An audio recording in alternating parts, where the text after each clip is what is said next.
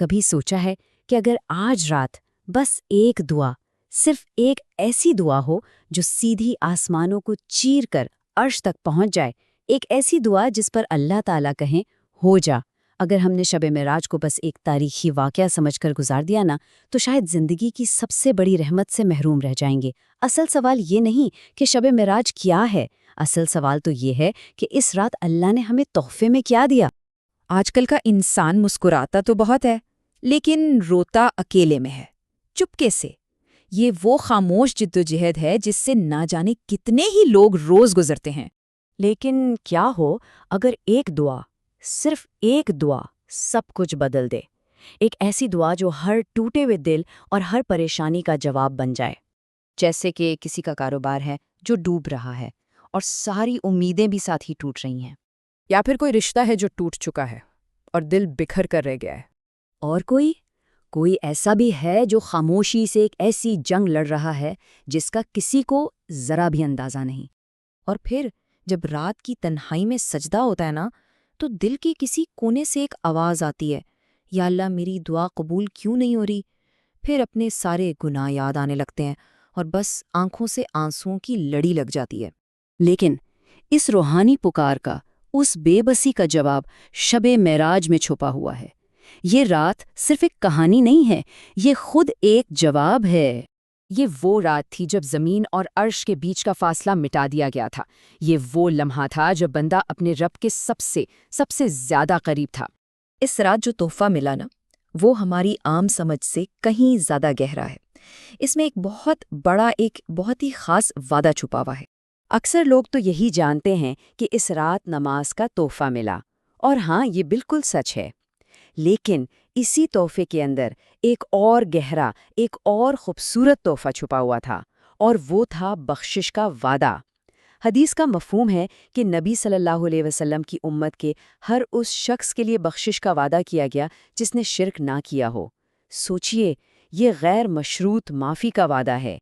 اور پھر اسی موقع پر اللہ نے نبی صلی اللہ علیہ وسلم کو ایک ایسی دعا سکھائی جو ہر انسانی ضرورت، ہر دکھ، ہر درد کا علاج ہے۔ یہ وہ دعا ہے جو آج ہماری تقدیر بدل سکتی ہے۔ تو آئیے اس دعا کے 5 حصوں کو ذرا سمجھتے ہیں۔ یہ دراصل اللہ کے ساتھ ایک مکمل بات چیت ہے جو ہماری کمزوری کے ہر پہلو کو سامنے رکھتی ہے۔ اس کا پہلا حصہ ہے اللہم اغفر لی، یعنی یا اللہ میرے سارے کے سارے گناہ معاف فرما دے۔ یہ ماضی کی ہر غلطی، ہر کوتاہی کے لیے مکمل معافی کی درخواست ہے۔ دوسرا حصہ ورحمنی، مجھ پر رحم فرما، کیونکہ میں ٹوٹ چکا ہوں، میں کمزور ہوں۔ یہ اپنی بے بسی کا اعتراف کر کے رحم کی التجا کرنا ہے۔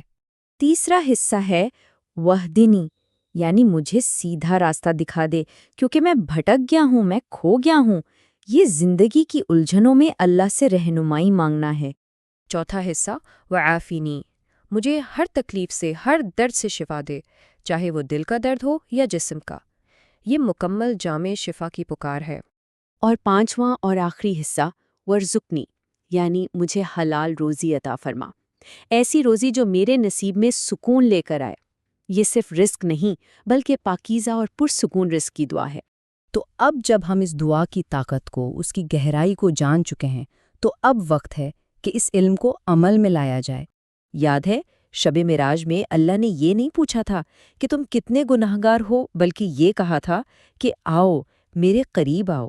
یہ دعوت غیر مشروط ہے، اس کا تعلق گناہوں کی تعداد سے نہیں بلکہ قریب آنے کی نیت اور خواہش سے ہے۔ تو اس دعا کو اپنے زندگی کا حصہ کیسے بنایا جائے؟ خاص طور پر آج رات کے لیے یہ 3 بالکل آسان سے قدم ہیں۔ سب سے پہلے وضو کر کے اطمینان سے 2 رکعت نفل نماز ادا کی جائے۔ دوسرا قدم، نماز کے بعد سجدے میں جائیے اور اس دعا کو پورے دل کی گہرائیوں سے 11 مرتبہ دہرائیے۔ اور آخر میں تیسرا قدم، سجدے سے سر اٹھائے بغیر اپنے الفاظ میں، اپنی زبان میں اللہ سے وہ سب کچھ کہہ دیں جو دل میں ہے، بالکل ویسے جیسے ایک بے بس بندہ اپنے رب سے بات کرتا ہے۔ بس ایک بات ہمیشہ یاد رکھنی ہے، اللہ معاف کرتے ہوئے نہیں تھکتا، ہم انسان ہیں جو مانگتے مانگتے تھک جاتے ہیں۔ تو پھر آج رات کون کس کا انتظار کر رہا ہے؟ کیا پتا اللہ تعالیٰ بس ہمارا ہی انتظار کر رہا ہو۔